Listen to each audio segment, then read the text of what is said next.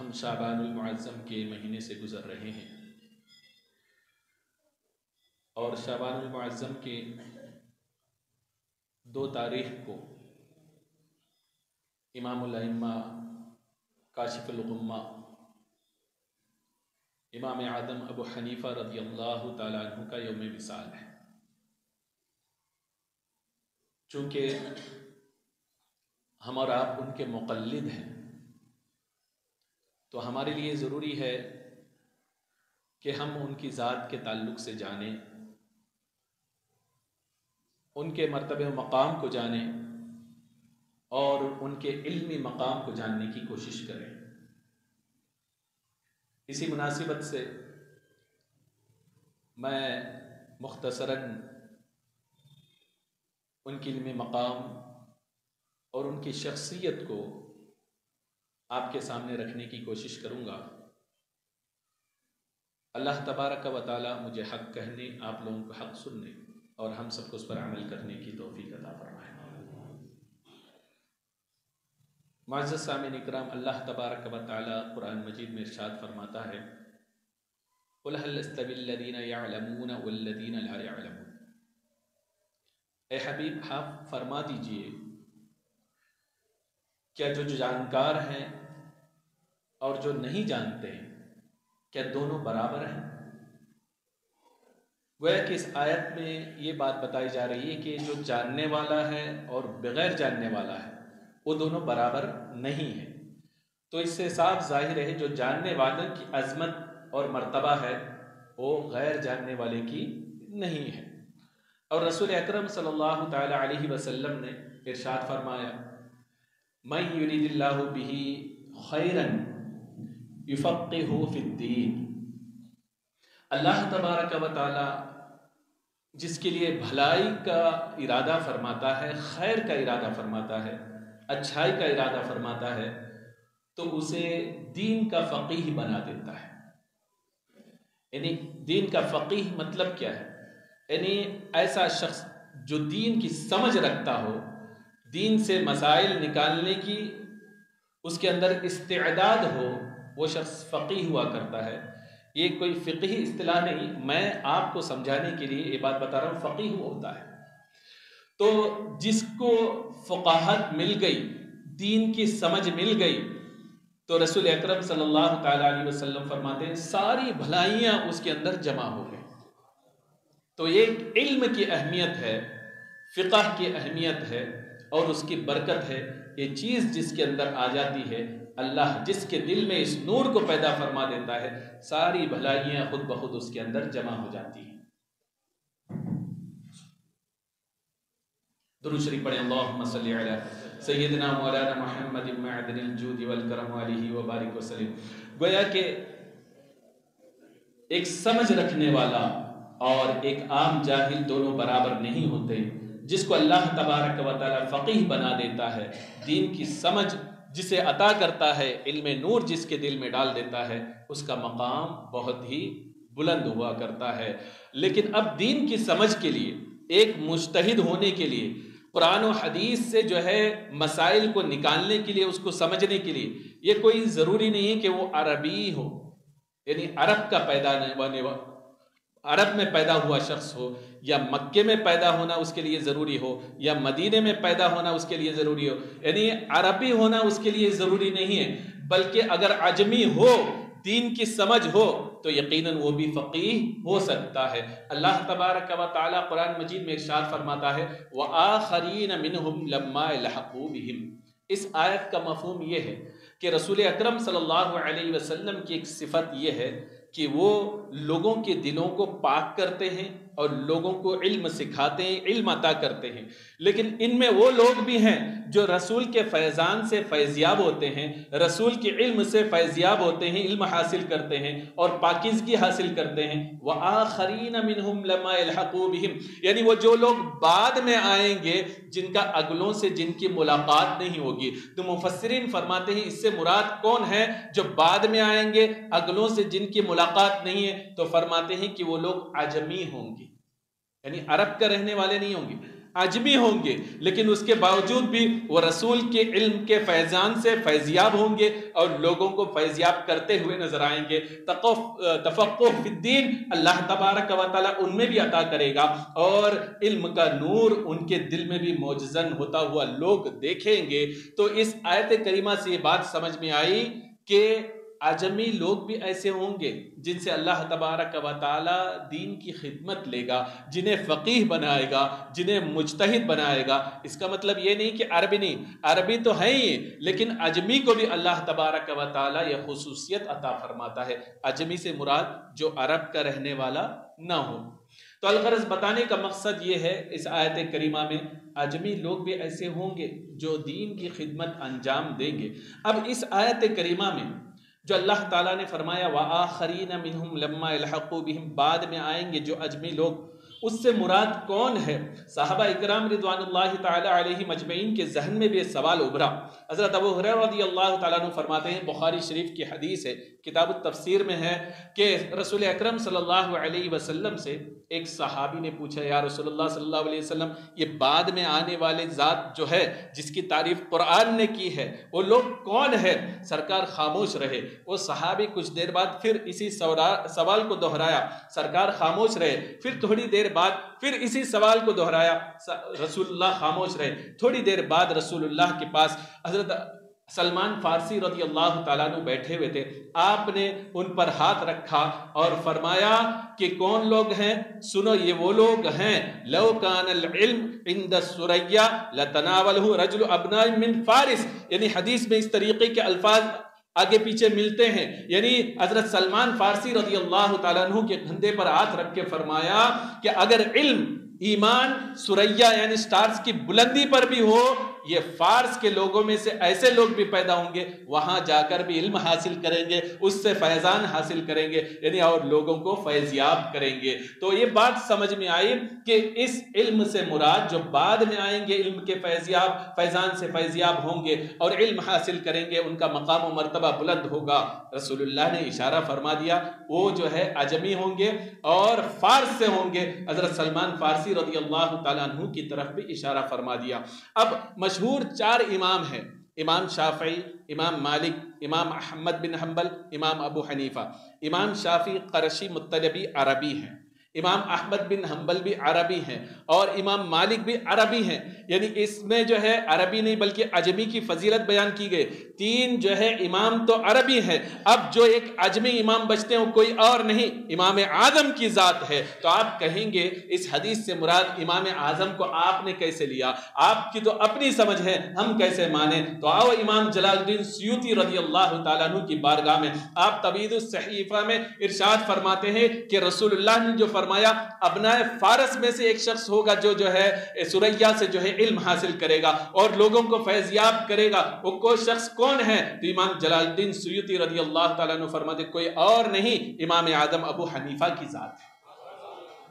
تو گویا کہ سرکار نے بھی حدیث میں اشارتاً بتا دیا ابناء فارس سے جو ہے مراد جو ہے وہ شخص جو ہے امام اعظم اب نعمان بن ثابت رضی اللہ تعالیٰ عنہ کی ذات ہے۔ امام اعظم رضی اللہ تعالیٰ عنہ کے تعلق سے اشارہ تو فرما دیا، اب علمی بیک گراؤنڈ بھی دیکھتے چلیں۔ امام اعظم رضی اللہ تعالیٰ عنہ کوفہ میں پیدا ہوئے، حقیقتاً ان کے ماں باپ جو ہے فارس کے ایران کے رہنے والے تھے، لیکن وہ کوفہ میں آئے، بسے ان کے والد، اور وہی امام اعظم رضی اللہ تعالیٰ عنہ کی 80 ہجری میں آپ کی پیدائش ہوئی۔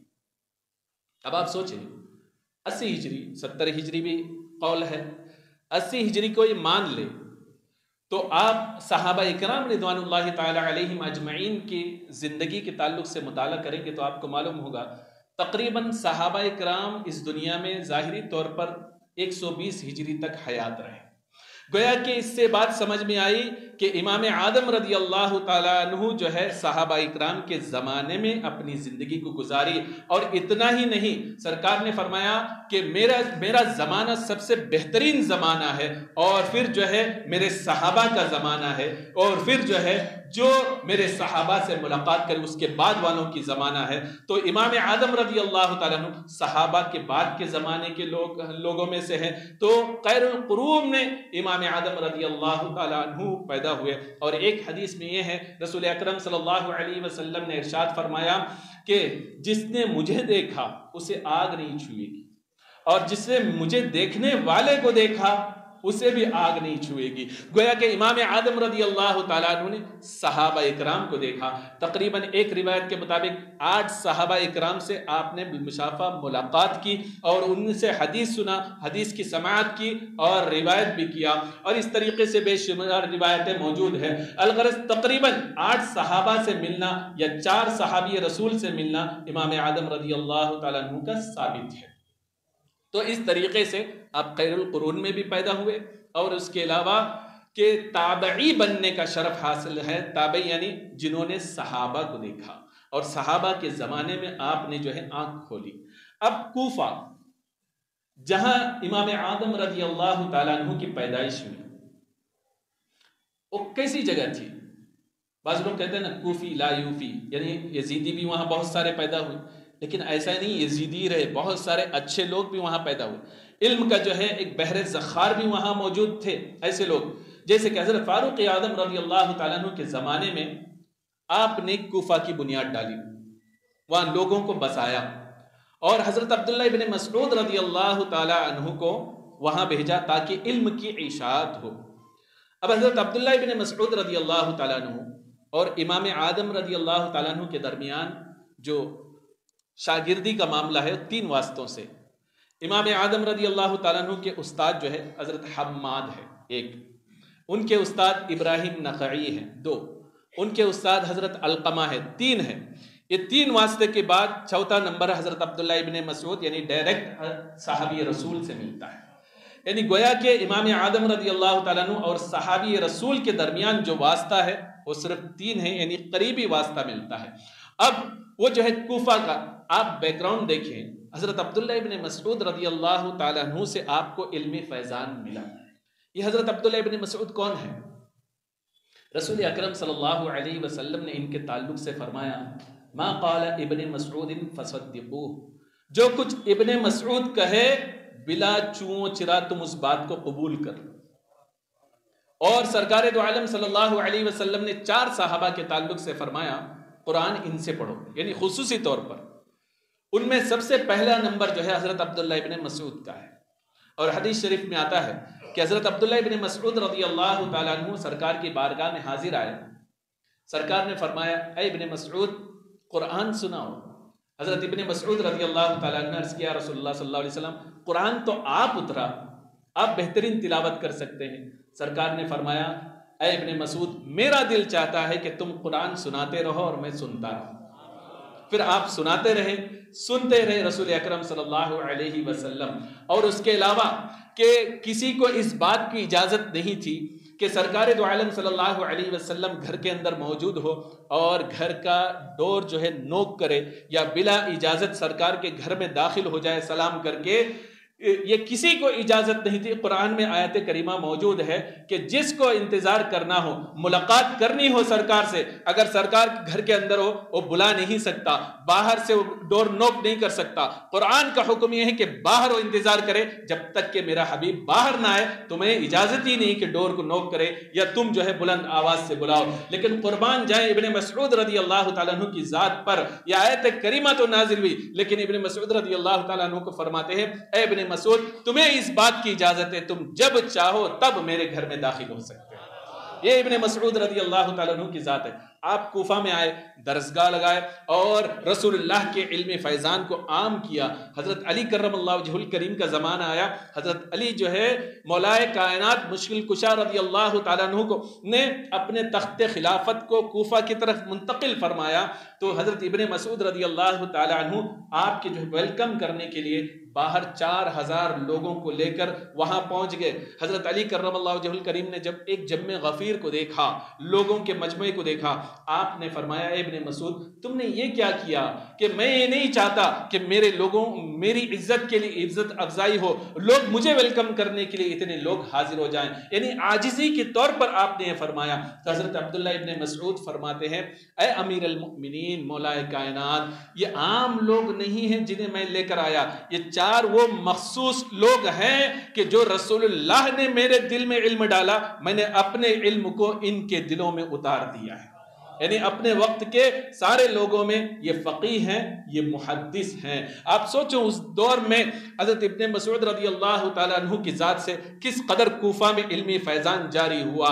تو آپ نے فرمایا یہ وہ مخصوص لوگ ہیں، آپ لوگوں نے مجھے یہاں بھیجا تھا تو میرا مقصد یہ پورا ہو گیا۔ تو کوفہ میں اس وقت علمی ماحول تھا۔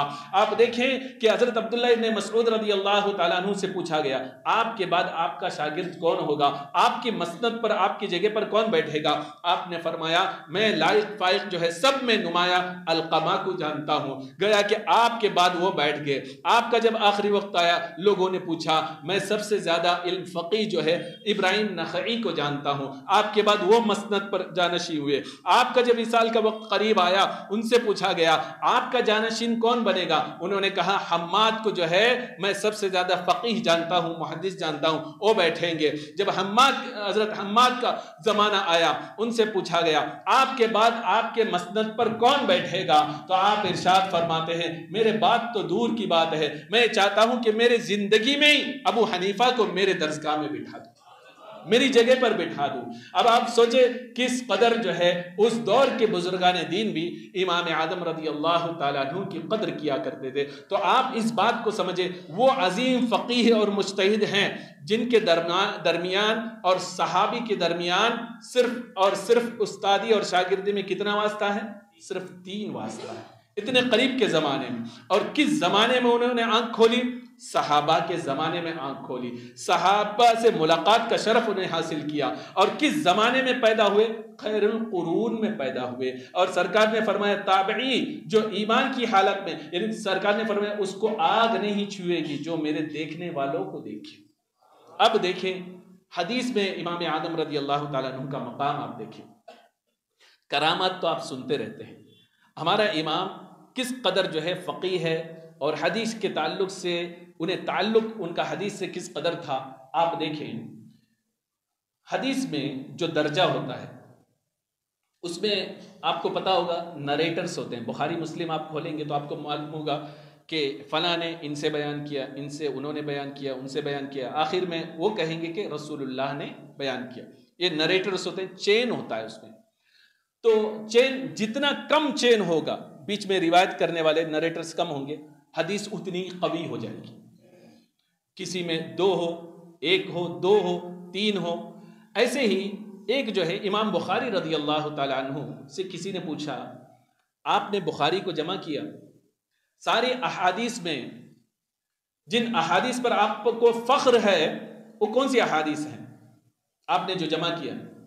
آپ نے فرمایا وہ ثلاثیات ہیں، یعنی وہ اصطلاح ہے حدیث کی ثلاثیات، یعنی جن کے بیان کرنے والے اور سرکار کے درمیان صرف اور صرف 3 راوی ہوں، یعنی اتنا قریب سلسلہ ہو۔ تو کسی نے پوچھا ایسی روایت جو ثلاثیات ہیں، 3 راوی سرکار اور بیان کرنے والے کے درمیان ہو، اتنا قریب سلسلہ ثلاثیات، یہ کتنے حدیث آپ کی بخاری میں ہیں؟ تو امام بخاری رضی اللہ تعالیٰ عنہ نے فرمایا ہزاروں حدیث میں سے میرے پاس ثلاثیات 22 ہیں، 22 ہیں، اور اگر اس میں مقررات کو نکالیں تو 16 کچھ ہیں، تو 22 آپ پکڑیں۔ آپ فرماتے ہیں 22 ایسے ہیں جن پر مجھے فخر ہیں، جو ہے جس کا سلسلہ جو ہے ایک دم قریب تر ہے رسول اللہ سے، جن پر مجھے بہت اعتماد اور فخر بھی ہے۔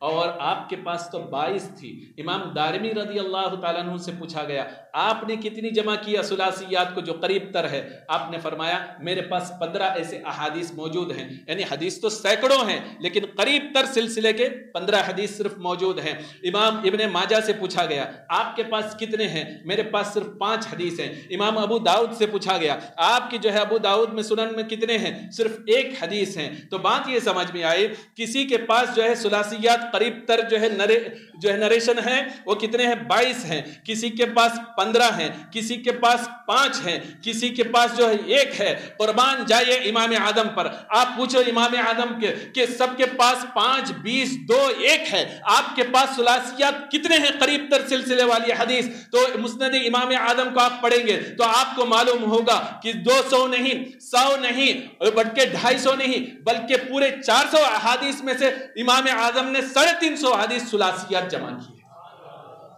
आप सोचें कि इतने करीब तर सिलसिले के अहादीस जो हैं सबसे ज्यादा जमा की है, तो उस जमाने में इमाम आदम रज़ी अल्लाह ताला अन्हु ने जमा किए। ये इमाम बुखारी से भी ज्यादा, यहाँ 22 है और इमाम आदम रज़ी अल्लाह ताला अन्हु के पास कितने 350 ऐसे अहादीस मौजूद हैं। अलगरज इमाम आदम रज़ी अल्लाह ताला अन्हु की ज़ात बहुत ही बुलंद ज़ात है।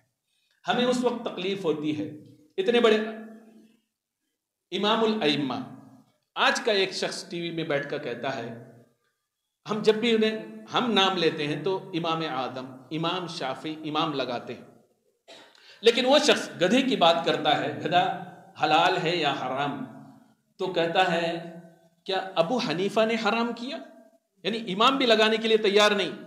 वो शख्स टीवी में बैठकर ये बातें किया करता है, लेकिन उन्हें देखना चाहिए फुक़हा ने क्या किया। इमाम इब्न हजर मक्की रज़ी अल्लाह ताला अन्हु शाफ़ई हैं, उसके बावजूद भी इमाम आदम रज़ी अल्लाह ताला अन्हु की शान में अल खैरातुल हिसान किताब लिखी। आपने बहुत सारी रिवायतें नकल फरमाई। एक रिवायत ये भी है कि इमाम शाफी रज़ी अल्लाह ताला अन्हु से पूछा गया कि आप इमाम आदम रज़ी अल्लाह ताला अन्हु के ताल्लुक से क्या कहते हो। इमाम शाफी कोई आम शख्स नहीं है, सैयद ज़ादे हैं, वक्त के कुतुबुल इरशाद थे, अपने वक्त के कुतुब थे, औलिया में से थे। उनसे पूछा गया, वो कहते हैं अल फुक़हाउ अयालु अबी हनीफता, ये तमाम फ़क़ीह हैं, इल्म के समझ रखने वाले, सब के सब इमाम आदम रज़ी अल्लाह ताला अन्हु के बाल बच्चे हैं। और ऐसे इमाम शाफी रज़ी अल्लाह ताला अन्हु, इमाम मालिक जिन्होंने 60 साल तक मस्जिद नबवी में हदीस का दर्स दिया, इमाम शाफी रज़ी अल्लाह ताला अन्हु ने उनसे भी पूछा ये इमाम मालिक कौन है, 60 साल से दर्स दिया। किसी ने उनसे भी पूछा 60 साल तक दर्स दिया रसूलुल्लाह के दरबार में, तो आपने यहाँ दर्स देने के बाद आपको क्या मिला। इमाम सुयूती रज़ी अल्लाह ताला अन्हु तनवीरुल हवालिक में इसको नकल फरमाते हैं कि इमाम मालिक रज़ी अल्लाह ताला अन्हु फरमाते हैं एक अरसे तक मैं दर्स दिया, मुझे क्या मिला पूछते हो, वल्लाही मा बित्तु इल्ला रायतु रसूलुल्लाह सल्लल्लाहु अलैहि वसल्लम, क्या मिला तो सुनो, कोई रात ऐसी नहीं गई कि जिसमें आंख बंद हुई हो और रसूलुल्लाह का दीदार ना हुआ। यानी ऐसे इमाम, वो भी कहते हैं इमाम आदम अबू हनीफा के बारे में आप क्या कहते हो, तो आप फरमाते हैं खुदा की कसम उस जैसा इंसान मैंने इंसानों में देखा ही नहीं। यानी इल्म और तफक्कुह और इज्तिहाद के मामले में उस जैसा इंसान मैंने देखा ही नहीं। और हज़रत अब्दुल्ला बिन मुबारक रज़ी अल्लाह ताला अन्हु बड़े फ़क़ीह हैं, ज़ाहिद आबिद औलिया इकराम में से माने जाते हैं, इमाम बुखारी के भी उस्ताद में से है। बहुत सारी रिवायतें हैं, बुखारी में आप पढ़ेंगे तो हज़रत अब्दुल्ला बिन मुबारक का नाम वहाँ मिलेगा उस चेन में, नरेटर्स में। तो वो खुद फरमाते हैं कि मैं कूफा आया इल्म की तलाश में, लोगों से पूछा तुम्हारे यहाँ कूफा में सबसे बड़ा आलिम कौन है, लोगों ने कहा अबू हनीफा, इमाम अबू हनीफा। फिर दूसरा सवाल लोगों से उन्होंने किया सबसे ज्यादा इबादत गुजार मुत्तकी परहेजगार तुम्हारे कूफा में कौन है, तो लोगों ने जवाब दिया इमाम आदम अबू हनीफा। फिर तीसरा सवाल किया बताओ तुम्हारे यहाँ दीन की समझ रखने वाला फकीह सबसे बड़ा कौन है, लोगों ने जवाब दिया इमाम आदम अबू हनीफा। इस तरीके से कई सवालात करते गए तो हर एक का जवाब उन्होंने यही दिया इमाम आदम अबू हनीफा। जबकि कूफा में उस वक्त बेशुमार फ़क़ीह भी मौजूद थे, मुज्तहिद भी मौजूद थे, मुहद्दिस भी मौजूद थे, लेकिन हर सवाल का जवाब हज़रत अब्दुल्ला इब्न मुबारक को यही मिला, मुत्तकी है सबसे बढ़कर तो इमाम आदम की ज़ात है, फ़क़ीह है तो सबसे बढ़कर इमाम आदम की ज़ात है, आबिद और ज़ाहिद है कोई सबसे बढ़कर तो इमाम आदम रज़ी अल्लाह तआला अन्हु की ज़ात है। वो फरमाते हैं जब ये सुना کہ چونکہ لوگ بہت سارے ایسے بھی بیوقوف لوگ تھے جو امام اعظم رضی اللہ تعالیٰ عنہ کی جو ہے برائی بھی کیا کرتے تھے حسد کے مارے. تو آپ فرماتے ہیں اگر ان حاسدین کی وجہ سے میں امام اعظم کے دربار میں شاگردی میں نہیں بیٹھتا تو میں ایک بڑے علوم معارف سے میں محروم رہ جاتا. تو انہوں نے امام اعظم رضی اللہ تعالیٰ عنہ کی شاگردی اختیار کی اور آخری عمر تک امام اعظم رضی اللہ تعالیٰ عنہ کی بارگاہ میں رہے. اور جب وصال ہوا قبر کے پاس جا کر آپ رویا کرتے کہ میں جو ہے آگے جو ہے علم سے محروم رہ گیا. یہ امام عبداللہ ابن مبارک رضی اللہ تعالیٰ عنہ زہد اور تقوی میں ان کی بھی کوئی مثال نہیں. الغرض بے شمار لوگ ایسے ہیں جو امام اعظم رضی اللہ تعالیٰ عنہ کے تعلق سے بہت ساری باتیں ہیں کہنے کے لیے. صرف علمی مقام مجھے بتانا تھا. جہاں تک زہد و تقوی عبادت کا معاملہ ہے روایتوں میں آتا ہے ہر روز امام اعظم رضی اللہ تعالیٰ عنہ رات میں 1000 رکعت نفل نماز ادا کیا.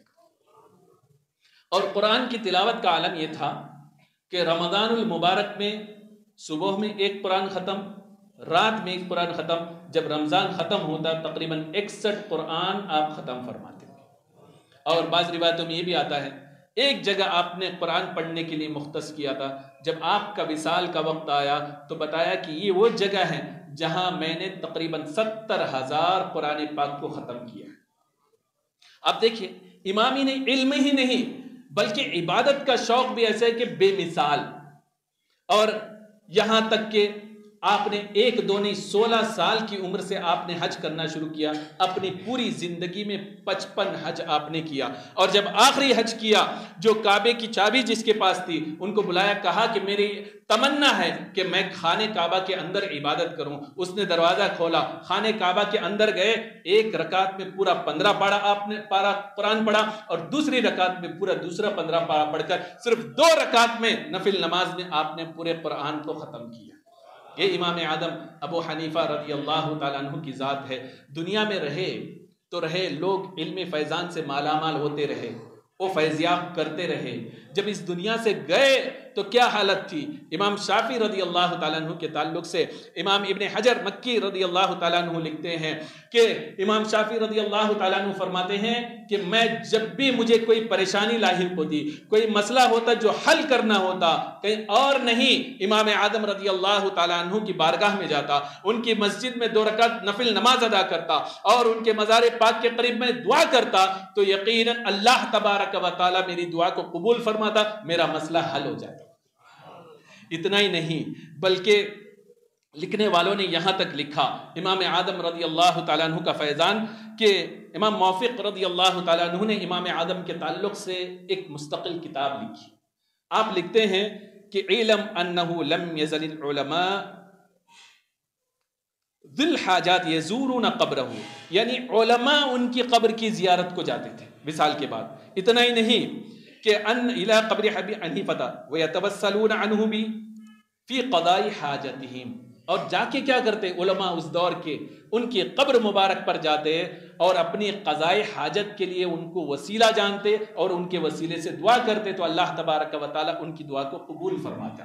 گویا کہ دنیا میں رہے تو علم فیضان سے مالا مال کرتے رہے، لوگوں کی ضرورت پوری کرتے رہے. جب اس دنیا سے ظاہری وصال فرما گئے تب بھی جو ہے ان کے قبر انور دعا کی مقبولیت کے لیے استجاب کے لیے مستجاب کے لیے کہ وہ ایک جو ہے تریاق بن کر رہ گئی. اور آج بھی بندہ مومن یقین رکھ کر جو بھی بغداد جاتے ہیں امام اعظم رضی اللہ تعالیٰ عنہ کی بارگاہ میں جائیں، وہاں ان کے مسجد میں نفل نماز ادا کریں، اپنے قضاء حاجت کو رکھیں، ان کے وسیلے سے دعا کریں تو انشاءاللہ تبارک و تعالیٰ اللہ تعالیٰ آپ کی دعا کو بھی قبول فرمائے گا. الغرض بتانے کا مقصد یہ ہے امام اعظم رضی اللہ تعالیٰ عنہ کی ذات ایک ایسی ذات ہے جنہوں نے صحابہ کا دیدار کیا، جو خیر القرون میں پیدا ہوئے، جن کے تعلق سے سرکار نے فرما دیا کہ میرے صحابہ کو دیکھنے والے بھی جو ہے جسے جہنم کی آگ چھو نہیں سکتی، جنہیں جو ہے فقہاء نے بڑے بڑے امام مانا، جنہیں مجتہدین نے جنہیں جو ہے مجتہد مانا.